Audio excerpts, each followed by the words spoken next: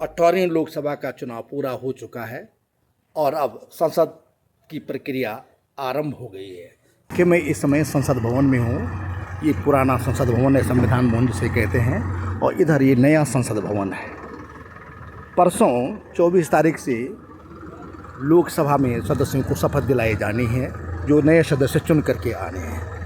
25 तारीख में शपथ होगी और 26 को नए अध्यक्ष का चुनाव होना है।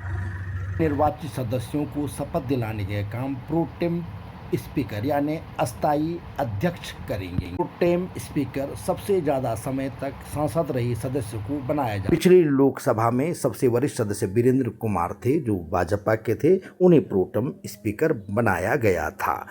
कांग्रेस पार्टी लगातार मांग कर रही है कि पार्टी के वरिष्ठ नेता तथा कई बार के लोकसभा सदस्य रहे के सुरेश को यह जिम्मेदारी दी जानी चाहिए, लेकिन भाजपा का कहना है कि भर्तृहरि मेहताब उनसे भी ज़्यादा और लगातार लोकसभा के सदस्य रहे हैं, इसलिए उनको बनाया जाना चाहिए और यह नियम भी बताता है।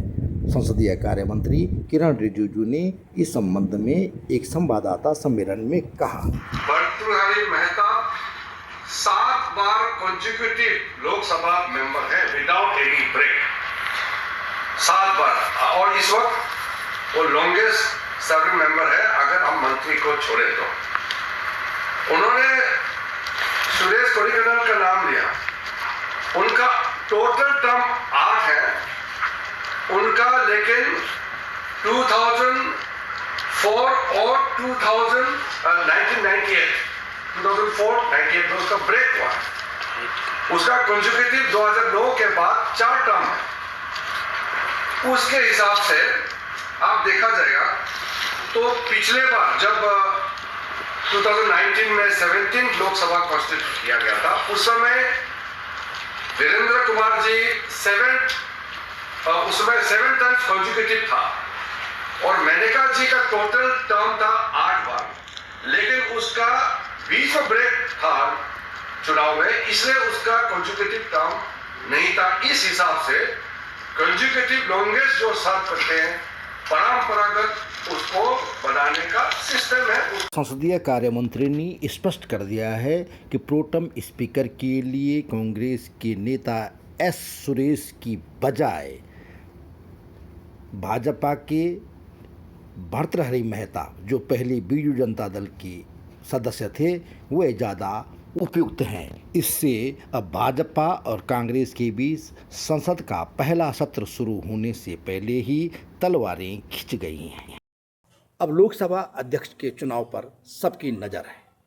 आधिकारिक रूप से और नियम के अनुसार श्री ओम बिरला ही अब तक लोकसभा के अध्यक्ष हैं। इसके बाद अब नई लोकसभा में सांसद के घटक दलों ने भारतीय जनता पार्टी को अधिकृत कर दिया है कि वह लोकसभा अध्यक्ष के लिए नाम थे। इस बार अनुमान लगाया जा रहा है कि लोकसभा अध्यक्ष के रूप में जो भी मोदी के पास तुरुप का पत्ता है।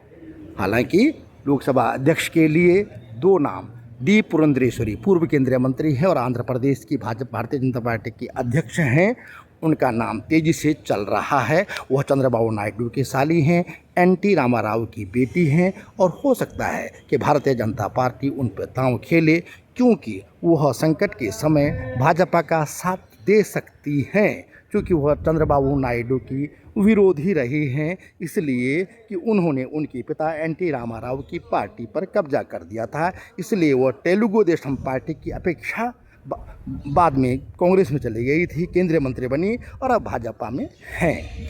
दूसरी तरफ ओम बिरला हैं, जिन्होंने पिछले 5 साल तक लोकसभा अध्यक्ष की भूमिका निभाई है और उनकी भूमिका अच्छी मानी जा रही है। उनके कार्य को बुरा नहीं कहा जा सकता है और वो मोदी की बहुत करीबी भी हैं।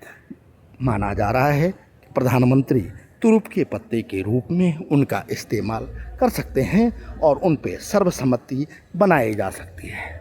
वह लोकसभा 18वीं लोकसभा के अध्यक्ष होंगे, ऐसी उम्मीद की जा रही है। ओम बिरला यदि दूसरी बार इस समय लोकसभा के अध्यक्ष निर्वाचित होते हैं, 2 टर्म पूरे करने वाले बलराम जाखड़ के बाद दूसरे लोकसभा अध्यक्ष का रिकॉर्ड बना देंगे। 26 को लोकसभा अध्यक्ष का चुनाव हो जाएगा।